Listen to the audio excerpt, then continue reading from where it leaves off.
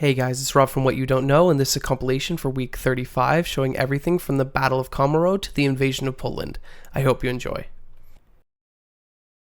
On August 29, 1526, the Battle of Mohacs was fought near Mohacs in the Kingdom of Hungary. The battle was between the forces of the Kingdom of Hungary and its allies, led by Louis II, and those of the Ottoman Empire, led by Suleiman the Magnificent. The Ottoman victory led to the partition of Hungary for several centuries between the Ottoman Empire, the Habsburg monarchy, and the Principality of Transylvania. Further, the death of Louis II as he fled the battlefield marked the end of the Jagiellon dynasty in Hungary and Bohemia, whose dynastic claims passed to the House of Habsburg. Bohemia fell to the Habsburgs, who also dominated the northern and western parts of Hungary and the remnants of the Kingdom of Croatia, while the Ottomans held central Hungary and the suzerainty over the semi-independent Transylvania. This provided the Hungarians with sufficient impetus to continue to resist the Ottoman occupation, which they did for another 70 years. Hungarians view Mohacs as the marking of the end of Hungary as an independent and powerful European nation. On August 30, 1914, the Battle of Tannenberg, also known as the Second Battle of Tannenberg, was fought between Russia and Germany during the First World War. The battle resulted in an almost complete destruction of the Russian Second Army and the suicide of its commanding general, Alexander Samsonov. A series of follow-up battles, the First Masurian Lakes, destroyed most of the First Army as well and kept the Russians off balance until the spring of 1915. The battle is particularly notable for the fast rail movements by the German 8th Army, enabling them to concentrate against each of the two Russian armies in turn, first delaying the First Army and then destroying the Second Army before returning again on the First Army days later. It is also notable for the failure of the Russians to encode their radio messages, broadcasting their daily marching orders in the clear, which allowed the Germans to make their movements with confidence that they would not be flanked. On August 31, 1920, the Battle of Komarow took place. It was one of the most important battles of the Polish-Soviet War. It was the last large battle in which cavalry was used as such and not as mounted infantry. The Battle of Komarow was a disaster for the Russian 1st Cavalry Army, as they were numerically greatly superior, 17,500 soldiers to Poland's 1,700.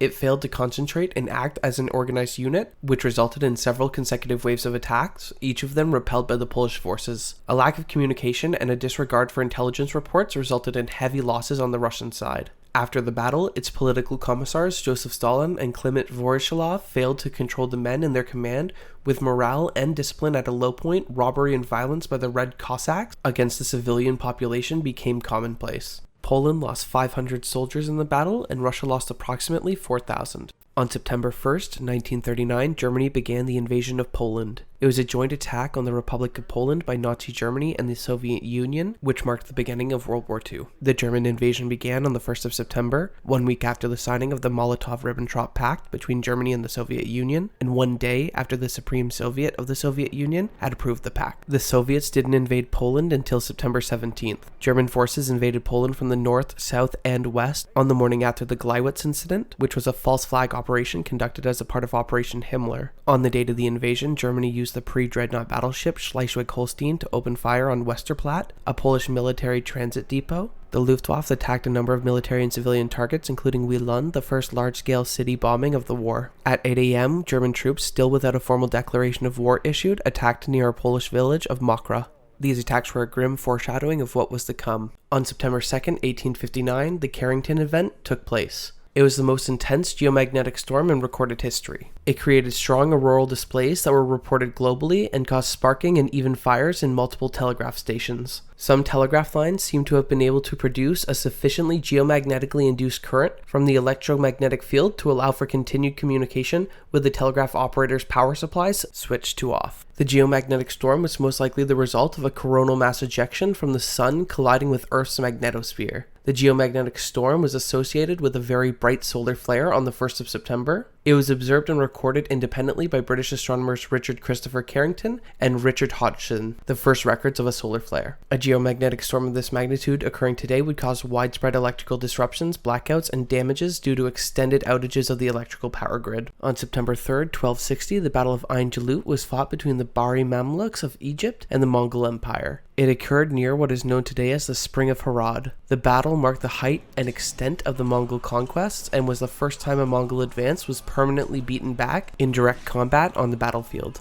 Continuing the westward expansion of the Mongol Empire, the armies of Hulagu Khan captured and sacked Baghdad in 1258, along with the Ayyubid capital of Damascus sometime later. By 1260, only 10,000 Mongol troops remained west of the Euphrates under the command of General Kitbuka. Learning of these developments, Saifuddin Qutuz quickly advanced his army from Cairo towards Palestine. Kitbuka sacked Sidon before turning his army south towards the Spring of Harad to meet Qutuz's forces. Using hit-and-run tactic combined with a final flanking maneuver by Qutuz, the Mongol army was pushed in a retreat towards Basan, after which the Mamluks led a final counterattack which resulted in the death of several Mongol troops along with Kitbuka himself. On September 4th, 929, the Battle of Lenzen took place. It was a land battle between the Saxon army of the Kingdom of Germany and the armies of the Slavic Radari and Linnonen peoples that took place near the fortified Linnonen stronghold of Lenzen in Brandenburg, Germany. The Saxon army, commanded by Saxon magnate Bernhard, destroyed the Slavic Radari army. It marked the failure of the Slavic attempts to resist the German king Henry the Fowler's expansion to the Elbe. Bernhard's cavalry feinted a retreat to draw out the Radari, who had no cavalry units of their own, but the wet terrain prevented effective maneuvering. The Saxons launched infantry assaults with heavy casualties on both sides in the drawn-out combat that went for the rest of the day. Ultimately, the Saxon cavalry, under the command of Count Theidemar of Mersburg, was able to outflank the Radari formation and charge upon them, routing them. The Saxons gave pursuit to completely destroy their opponents, slaughtering the fleeing Radari en masse, and the garrison of Lenzen surrendered the next morning.